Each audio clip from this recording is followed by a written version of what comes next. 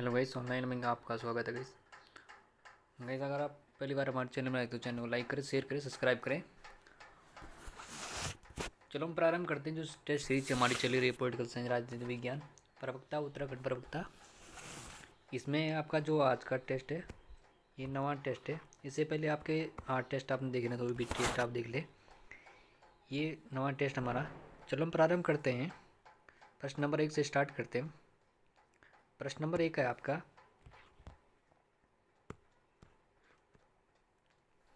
कि एक सभी के लिए तथा सभी एक के लिए ये सामूहिक सुरक्षा का रक्षक है। यह कथन किसका है? ये कथन है मैकगंथी ने दिया था कि जो एक सभी के लिए तथा सभी एक के लिए सामूहिक सुरक्षा का रक्षक है। यह कथन दिया था मैकगंथी ने। मैकगंथी ने कहा था कि जो एक सभी के लिए तथा सभी एक के लिए सामूहिक सुरक्षा का रक्षक है। यह कथन यथार्थवादी क्या है? एक यथार्थवादी की व्याख्या करते हैं। मैकगंथी का कहना था कि जो यथार्थवाद है ये क्या करते हैं? ये सामूहिक सुरक्षा का सिद्धांत है और अंतर्राष्ट्रीय राजनीति का प्रमुख सिद्धांत है, जिसमें किसी एक देश पर हुए आक्रमण के अन्य सभी देशों के सामूहिक रूप से मिलकर क्या करते हैं? मिलकर उसका आक्रमणकारी का सामना करते हैं।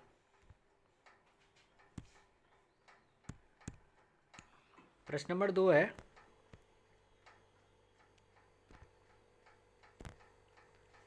प्रश्न नंबर 2 आपका जो निरंकुश संप्रभुता का सर्वाधिक सशक्त समर्थन कौन करता था? जो निरंकुश है उसका जो संप्रभुता होता है इसका सर्वाधिक प्रयोग किसने किया था? इसमें प्रयोग किया था, इसका समर्थन सबसे ज़्यादा किसने किया था? इसका प्रयोग किया था हॉब्स ने। हॉब्स ने क्या किया था? जो संप्रभुता है इसका सबसे अधिक प्रयोग हॉब्स ने किया था। हॉब्स का मानना था कि जो समझौतावादी विचारक होते हैं, ये हॉब्स ने कहा था कि जो निरंकुश संप्रभुता होती है ये क्या होते हैं? सिद्धांत और प्रतिपादन किया इन्होंने। हॉब्स ने कहना था कि जो समझौतावादी के माध्यम से जिस पर शासक वर्ग की क्या होती है परिकल्पना की है वह क्या होता है? एक सर्वोच्च शक्तिधारी है और उसके ऊपर क्या होता है? किसी का अंकुश नहीं होता। हॉब्स का कहना था कि कोई भी व्यक्ति उसके कानूनों का उल्लंघन नहीं कर सकता है। प्रश्न नंबर 3 है जो कानूनी तथा राजनीतिक संप्रदाय के माध्यम भेद किया जाता है। कानून तथा राजनीतिक संप्रभुता के माध्यम भेद किया जाता है। किस साथ भेद किया जाता है? एलवी डायसी के कथन है कि जो कानून तथा राजनीतिक संप्रभुता के मध्य क्या भेद नहीं किया जाता। एवी डायसी ने कहा था। एवी डायसी का मानना था जो कानून होते हैं वो क्या होते हैं? राजनीतिक संप्रभुता के मध्य भेद किया जाता है इनके। और डायसी के अनुसार कहा जाता है कि जो राज्य की संप्रभुता होती है वो क्या होती है? 2 रूप में होती है, जिसको वहाँ क्या होता है? क्रमशः कहा जाता है कि जो कानूनी तथा राजनीतिक कानूनी एवं राजनीतिक संप्रभुता कहते हैं। डायसी का मानना था कि जो राजनीतिक संप्रभुता होती है वो क्या होती है? कानूनी संप्रभुता के पीछे क्या होता है? एक सर्वोच्च शक्ति होती है जिसके आगे कानून या संप्रभुता को झुकना पड़ सकता है। ये कहना था एवी डायसी का। प्रश्न नंबर 4 पे आएंगे हम। प्रश्न नंबर 4 आपका निम्नलिखित में से कौन सा बहुलवादी चिंतक नहीं है? इसमें बहुलवादी चिंतक कौन है? ये बोंदा है जो ये बहुलवादी चिंतक नहीं है। और ये कॉल लिड्स है और वेवेस ये है बहुलवादी का जो समर्थन करते और जो बहुलवादी का चिंतन नहीं करते ये है बोंदा। बोंदा का मानना था कि जो बोंदा था इनका बहुलवादी विचारक नहीं मानते हैं, जबकि जो पीजीएस कोल है और लिट से थे ये वेलास्की वर्कर एवं वेंटले आदि विचारक के क्या होते हैं? ये तीनों चारों क्या थे? ये बहुलवादी श्रेणी में आते हैं। बहुलवादी की बात करें हम तो जो बहुलवादी होते थे ये क्या होते थे? इनका विचारों का मानना था कि जो बहुलवादी होते हैं और राज्य तथा इस समुदाय के भांति क्या होता है? इनका एक समुदाय होता है और इसका जो होता है क्या कार्य क्षेत्र अधिकार होता है। जो अधिकार क्षेत्र होता है इनका ये अन्य समुदाय की तरह सीमित होता है। प्रश्न नंबर 5 है आपका। प्रश्न नंबर 5 है ये कि जो सामाजिक समझौता सिद्धांत मूलतः चाहता है, क्या चाहता है? जो सामाजिक समझौता है इनका मूल उद्देश्य क्या होता था, जो सामाजिक सौंदर्य होता है, इनका जो मूल उद्देश्य होता है एक राज्य के क्या होते हैं, राज्य की उत्पत्ति के ऐतिहासिक उद्गम की व्याख्या करना था इनका। इनकी व्याख्या की बात करें हम, जो सामाजिक समझौतावादी होते थे, इनका मूलता माना था कि जो राज्य की उत्पत्ति के ऐतिहासिक उद्गम होते हैं उनका व्याख्या करना था इनका। और संविधावादियों की क्या होता है, एक ऐतिहासिक व्याख्या और विकासवादी सिद्धांत की व्याख्या से भिन्न होता था इनका। क्योंकि इनका मानना था कि जो संविधावादी होते वो जहाँ राज्य को क्या समझौता का परिणाम मानते थे, वहीं क्या होता है, विकासवादी सिद्धांत राज्य को ऐतिहासिक विकास का परिणाम मानते थे ये लोग। प्रश्न नंबर 6 आपका, जो प्रश्न नंबर 6 आपका, निम्नलिखित में से नागरिक समाज सिविल सोसाइटी की एक महत्वपूर्ण विशेषता क्या है। जो सिविल सोसाइटी की जो एक महत्वपूर्ण विशेषता क्या होती है, स्वैच्छिक होती है। जो स्वैच्छिक होती है, जो स्वैच्छिक माना था, जो सामाजिक है, उनका मानना था कि जो एक सहमति नागरिक होता है वो क्या होता है, एक महत्वपूर्ण क्या होता है, उनकी विशेषता होती है कि जो समाज में रहने वाले जो नागरिक होते हैं या सिविल सोसाइटी में रहने वाले लोग होते हैं, उनको सीमित क्या होता है ना, एक शासन व्यवस्था का यह अवधारणा की बात करते हैं। और तो ये स्वीकार करते हैं कि जो इसमें जनता क्या होती है, जिसमें क्या होती है, जनता की अधिक भागीदारी होती है। प्रश्न नंबर 7 की बात करें हम, जो पॉलिटिक्स संवैधानिक तंत्र कहीं अधिक स्थायी व्यवस्था है जिसमें क्या होता है, क्रांति की संभावना कम रहती है। ये किसका कथन था, ये किसका स्टेटमेंट है, जो पॉलिटिक्स संवैधानिक जनतंत्र कहीं अधिक स्थायी व्यवस्था है जिसमें क्या होते है, क्रांति की संभावना कम रहती है। यह कथन दिया था किसने, अरस्तु ने। अरस्तु का मानना था कि जो क्रांति होती है वो क्या होता है, एक राज्यों तथा संविधानों में क्या हुआ, वर्गीकरण में पॉलिटिक्स या संवैधानिक राजतंत्र में अन्य शासन व्यवस्थाओं से अधिक स्थायी और व्यवस्थित रहती है। मूल रूप था इनका जो शासन व्यवस्था था और संचालन करने वाला क्या होता, तंत्र मानते थे अरस्तु।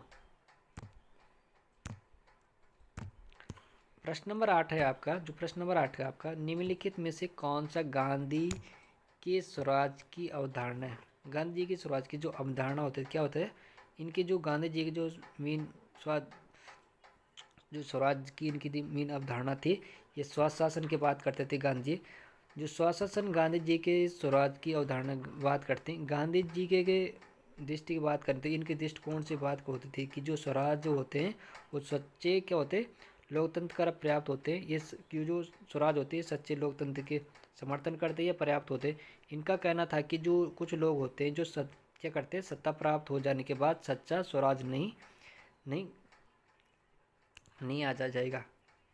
स्टेटमेंट दिया था स्वशासन महात्मा गांधी ने। प्रश्न नंबर 9 की बात करें हम, जो प्रश्न नंबर 9 है इसमें है गाइस, जो प्रश्न नंबर 9 है आपका, गांधी और नेहरू के विचारों में भिन्नता थी कि किंतु वे जिस अवधारणा को स्वीकार करते थे वह क्या थी। गांधी और नेहरू इनके विचारों में क्या भिन्नता थी कि जो जिनकी अवधारणा या स्वीकार करते थे वह क्या थी। इनके जो धारणा थी पंथ निरपेक्ष और समाज की आवश्यकता की बात करते थे।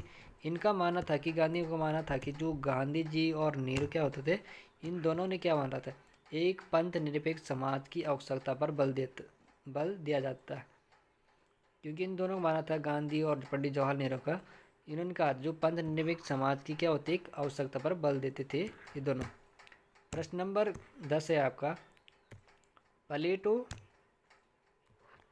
यदि प्लेटो आज जीवित होते तो वे आधुनिक साम्यवादियों से अधिक साम्यवादी होते। यह कथन किसका है, किसका स्टेटमेंट है, ये स्टेटमेंट दिया था मैक्स ने बोला था जो प्लेटो था जो आज जीवित होते तो क्या होते, आधुनिक साम्यवादियों का अधिक साम्यवादी होते। और यह कथन दिया था किसने, मैक्सी का मानना था कि जो मैक्सी है इनका मानना था यदि प्लेटो आज भी जीवित होते तो वे क्या होते, आधुनिक साम्यवादियों में से अधिक साम्यवादी होते थे। गंतव्य इनकी बात माने तो जो प्लेटो था, इन्होंने अभिभावक वर्ग के लिए क्या माना था, एक परिवार होना चाहिए और संपत्ति विषय का एक साम्यवाद की परिकल्पना की बात करते हैं मैक्सी। प्रश्न नंबर 11 है आपका। जो प्रश्न नंबर 11 है आपका, इसमें प्लेटो ने कहा था कि जो न्याय व्यवस्था होती है, जो न्याय से संबंधित सिद्धांत या निष्क्रियवादी या आत्मवादी होती है, अनैतिकता या अव्यवहारिक और अमनवैज्ञानिक हैं। ये कथन किसका था? यह कथन दिया था सेवानी का मानना था कि जो प्लेटो को न्याय संबंधी सिद्धांत पर स्थिर निष्क्रिय आत्मवादी या अनैतिकता व्यवहारिक और मनोवैज्ञानिक होते थे। ये सेवानी का मानना था कि जो इनका कहना था कि जो प्लेटो था उनका जो न्याय संबंधी क्या होते थे सिद्धांत होते थे वो स्थिर और निष्क्रिय आत्मा अनुवादी होते थे और अनैतिक अव्यवहारिक क्या होते और अमनोवैज्ञानिक भी होते थे। ये मानना था आपका सेवाइन का।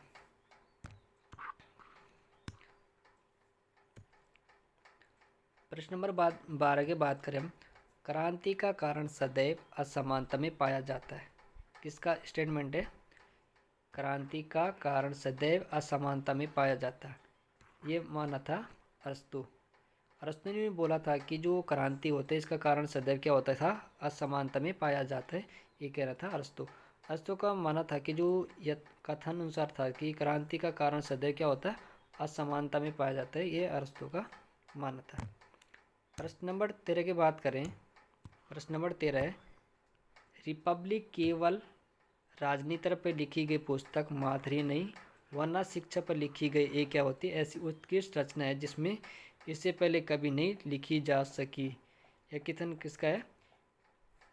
ये कथन दिया था रूसो ने। रूसो की जो रिपब्लिक केवल, रूसो ने कहा था जो रिपब्लिक है केवल राजनीति पर लिखी गई पुस्तक मात्र ही नहीं वरना शिक्षा पर लिखी गई एक उत्कृष्ट रचना भी है, इससे पहले भी कभी नहीं लिखी जा सकी। ये लिखा था अरस्तु ने। अरस्तु का मानना था कि जो रूसो को मानना था कि जो रूसो था इनका मानना था कि जो प्लेटो की रिपब्लिक है, जो प्लेटो क्या है रिपब्लिक है, ये महत्व देते थे कि ये वर्णन करते थे कि जो रिपब्लिक है केवल क्या होते ये राजनीति पर लिखी गई पुस्तक मात्र ही नहीं वरना क्या है शिक्षा पर लिखी गई एक ऐसी उत्कृष्ट रचना है जो इससे पहले कभी नहीं लिखी जा सकी है। प्रश्न नंबर 14 की बात करें। जो प्रश्न नंबर 14 आपका, इसमें राजनीतिक चिंतन के लिए सामान्यतः एक निवेश का कानून विषयक विवेचना संभव है उसकी महत्तम देन है। ये था कोगलर ने। कोगलर का मानना था कि जो मध्ययुगीन विचारक हुआ करते थे या संत या थॉमस एक्विनास के संबंध में कहा था कि जो राजनीतिक चिंतन के विषय में सामान्यतः एक्विनास का कानून विषयक विवेचना संभव है उनका महत्तम देन है।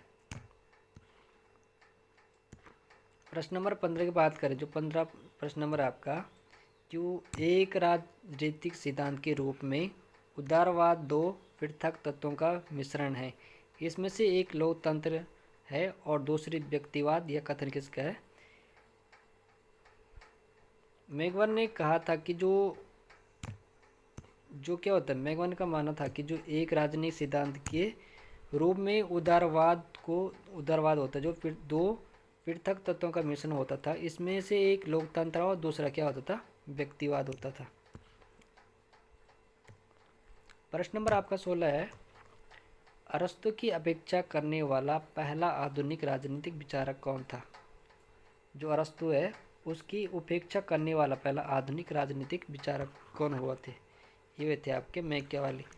मैकियावेली का मानना था कि जो अरस्तु है उसकी अपेक्षा करने वाला पहला आधुनिक राजनीतिक विचारक कौन बने थे? एक मैकियावेली बने थे। अरस्तु के अपेक्षा करने वाला आधुनिक राजनीतिक विचारक कौन बने थे? ये बने थे आपके मैकियावेली। प्रश्न नंबर 17 आपका, वास्तविक कानून का उसका आदेश है कि जिसे दूसरे को आदेश देने का अधिकार प्राप्त है। यह कथन किसका है? ये कथन दिया था हॉब्स ने।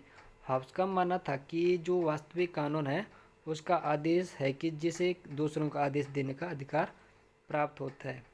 ये माना था हॉब्स का। प्रश्न नंबर 18 है, जो प्रश्न नंबर 18 है कि जो दबाव समूह की व्यवस्थित अध्ययन करने वाला प्रथम व्यक्ति कौन था। जो दबाव समूह होता है इनको व्यवस्थित करने का अध्ययन करने वाला प्रथम व्यक्ति कौन था, ये थे एफ मेंटले। जो एफ मेंटले है उनका मानना क्या था कि जो दबाव समूह का जो व्यवस्थित अध्ययन करने वाला प्रथम विचारक ए एफ मेंटले हैं। इनका गंतव्य की बात करें तो जो मेंटले हैं इन्होंने अपनी पुस्तक द प्रोसेस ऑफ गवर्नमेंट में हित में सामूहिक विस्तृत चर्चा की बात करी थी ए एफ मेंटले ने।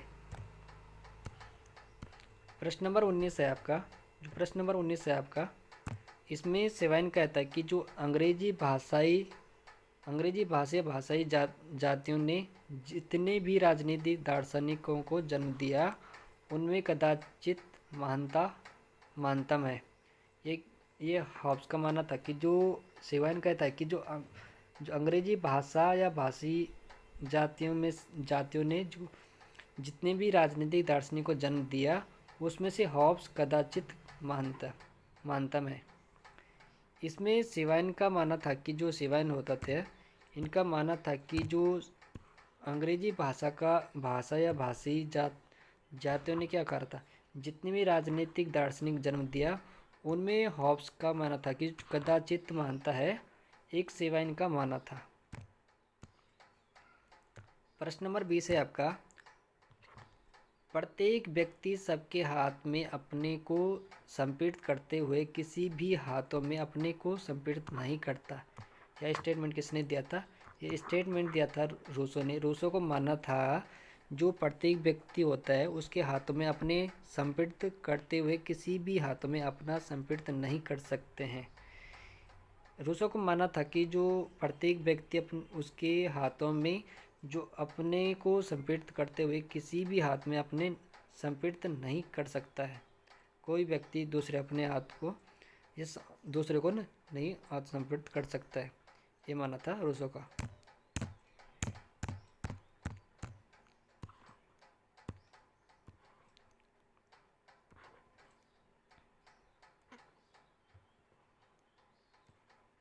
प्रश्न नंबर 21 है आपका।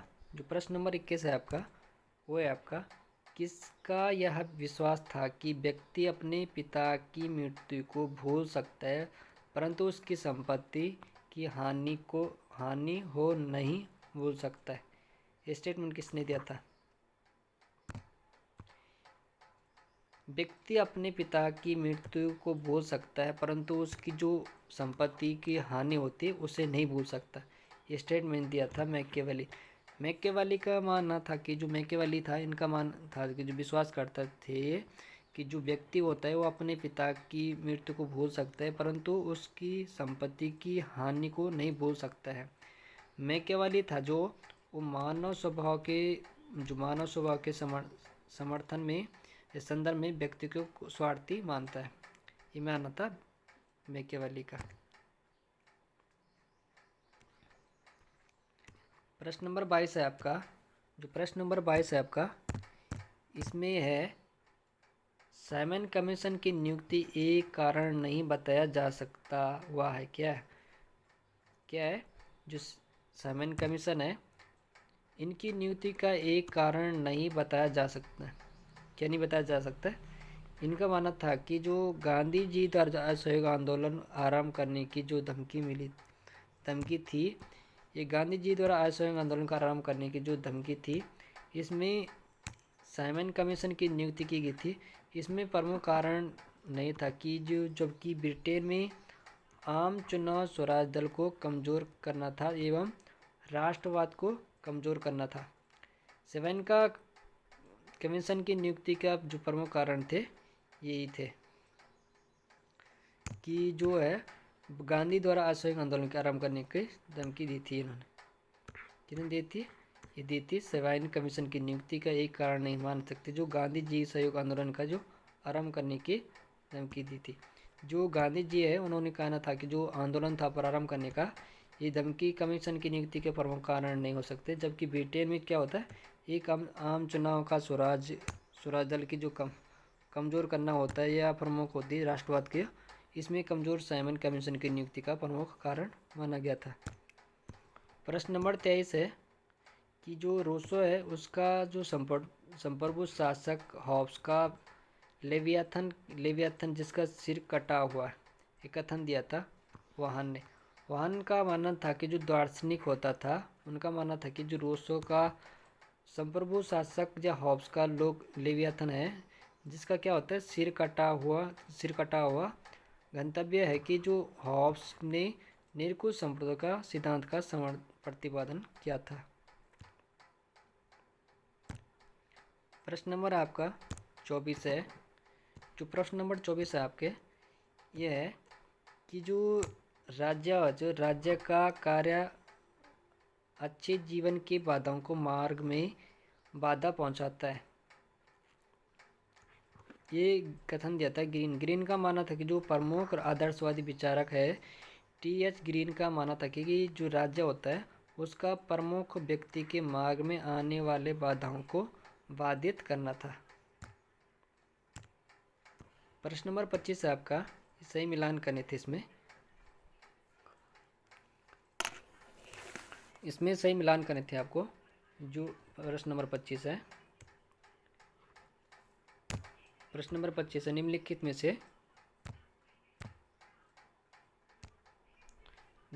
में से सही मिलान करना। तो जो मैकियावेली है ये किससे संबंधित है? मैकियावेली, मील, ग्रीन, बेंथम, ये किससे संबंधित है आपके? जो मैकियावेली संबंधित है आपके, ये थे आपके संबंधित किससे थे? ये व्यक्ति को छल कपट करने के लिए लोमड़ी और भेड़िया को डराने के लिए शेर होना चाहिए। ये मैकियावेली का स्टेटमेंट था।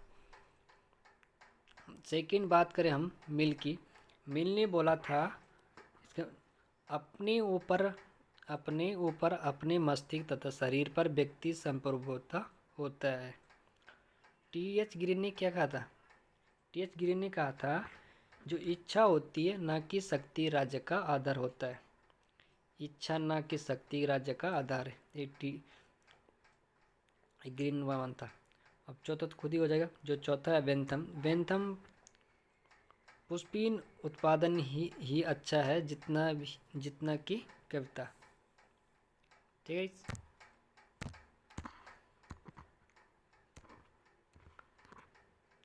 इसमें थोड़ा व्याख्या बात करते हैं हम। जो मैकियावेली है, इन्होंने जो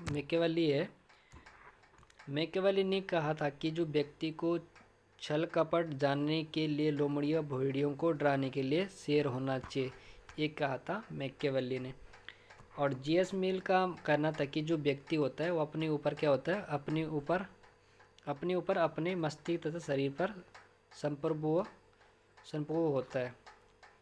और ग्रीन का मानना था कि इच्छा ना व्यक्ति की शक्ति का राज्य का आधार है। जो इच्छा होती है वो शक्ति क्या होता है, राज्य का आधार होता है। और बेंथम का मानना था कि जो पुष्पन उतना ही अच्छा होता है जितना कि कविता होती है। प्रश्न नंबर 26 है आपका। जो प्रश्न नंबर 26 है आपका, इसमें जो रूसो की सामान्य इच्छा के संबंध में कौन सा कथन सही है? रूसो की सामान्य इच्छा के संबंध में कौन सा कथन सही नहीं? ये जो सही नहीं है, यह सबकी इच्छा है। रूसो का मानना था कि जो सामान्य इच्छा की जो प्रमुख विशेषता होती है इस प्रकार होती है कि जो यह क्या होता है, सदैव जनहित में ही होती है और यह स्थायी होता है। यह एक क्या राज्य कानून की सृष्टि होती है। यह सदैव सही होती है और यह यथार्थ इच्छा से प्रेरित होती है। प्रश्न नंबर 27 है आपका। निम्न आधारों पर मार्क्स का ध्वन्यात्मक भौतिकवाद सामाजिक घटनाओं की व्याख्या और विश्लेषण करता है। कौन करता है? ये भौतिकवादी है जिसकी विशेषता करते। इनका व्याख्या जो मार्क्स है इसने अपने ध्वन्यात्मक भौतिकवाद में सामाजिक घटनाओं की व्याख्या एवं विश्लेषण भौतिक शक्तियों के आधार पर करता है। गंतव्य है कि जो मार्क्स पदार्थ की सृष्टि का सार तत्व मानता है। प्रश्न नंबर 28 है आपका। जो फिनोमेनोलॉजी होता है, फिनोमेनोलॉजी है ऑफ रिस्पेक्ट नामक पुस्तक किसने लिखी थी? ये लिखी थी आपकी हीगल ने। हीगल ने फेनोमेनोलॉजी ऑफ द स्पिरिट नामक पुस्तक हीगल की है। जो कर्तव्य है कि जो हीगल ने राज्य को ईश्वर का अवतरण माना है। इस क्या माना? जो हीगल है, इनका हीगल ने क्या कहा था? राज्य को ईश्वर का अवतरण माना है। हीगल ने राज्य को ईश्वर की अवतरण माना था। प्रश्न नंबर है जो 29 है, 29 नंबर प्रश्न है आपका कि जो हम बेंथम से लेकर आज तक होने वाले एक ऐसी वैधानिक सुधार को नहीं जानते जिस पर क्या होता है उसका प्रभाव ना पड़ा हो। ये कथन दिया था हेनरी मैन ने। हेनरी मैन का मानना था कि जो सर हेनरी मैन का मानना था कि हम बेंथम से लेकर आज तक होने वाले ऐसी किसी वैधानिक सुधार को नहीं जानते जिस पे क्या होता है उसका प्रभाव ना पड़े। अन्यथा उनका मानना था कि जो सर हेनरी ने मैन राज्य की क्या करती, जो सर हेनरी मैन बोलते हैं कि जो राज्य की उत्पत्ति की विकासवादी सिद्धांत का समर्थन करते हैं सर हेनरी मैन। प्रश्न नंबर 30 है, जो प्रश्न नंबर 30 है आपका कि बुद्धि और उसका धम्म शीर्षक ग्रंथ के लेखक हैं। कौन है?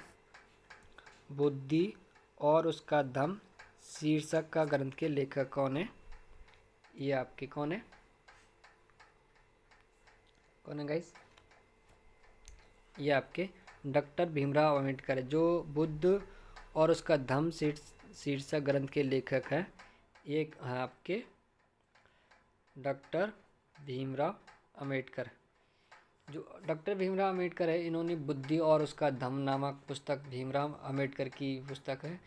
यह पुस्तक तथागत बुद्धि के जीवन क्या होता है बौद्ध धर्म में जो सिद्धांत होते थे या प्रकाश डालते थे उस टाइम यह डॉक्टर भीमराव अंबेडकर क्या द्वारा रचित अंतिम ग्रंथ थी।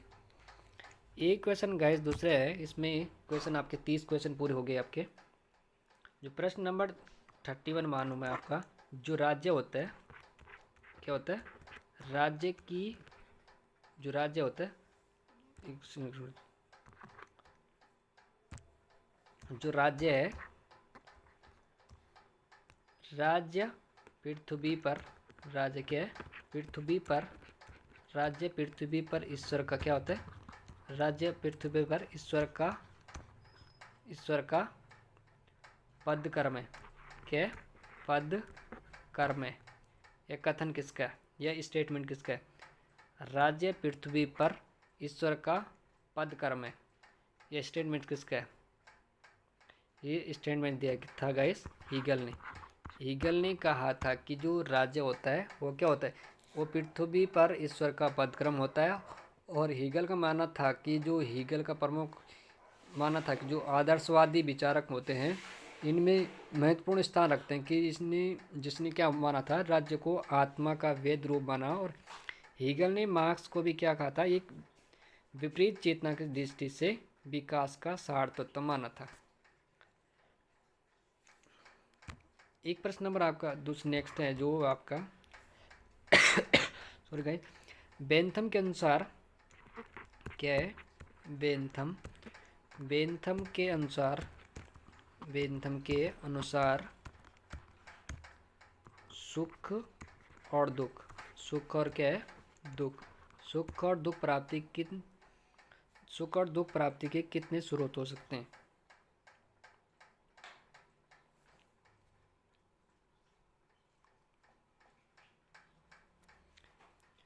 जो बेंथम है इन्होंने सुख और दुख प्राप्ति के लिए जो स्रोत बताए, बेंथम ने सुख और दुख प्राप्ति के 5 स्रोत बताए हैं। कितने बताए? 5। आप याद रखना कि जो बेंथम ने सुख और दुख प्राप्ति करने के जो स्रोत बताए ये 5 बताए बेंथम ने। फर्स्ट क्या है आपका? प्राकृतिक सुख। कौन सा है आपका? प्राकृतिक सुख। और दूसरा आपका कौन सा? दूसरा राजनीतिक तथा क्या है?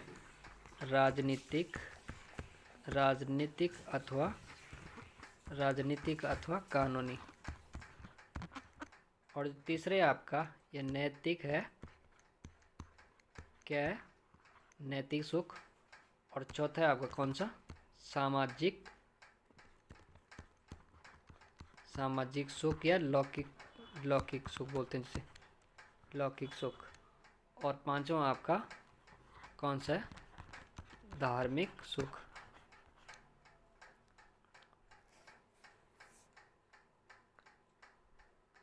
एक गाइस दूसरा है क्वेश्चन, नेक्स्ट जो 33 नंबर का क्वेश्चन आता है आपका, अब जो लास्ट क्वेश्चन करा रहा हूं मैं आपको। जो मार्क्सवाद को युग का भ्रमक किसने कहा था, क्या था,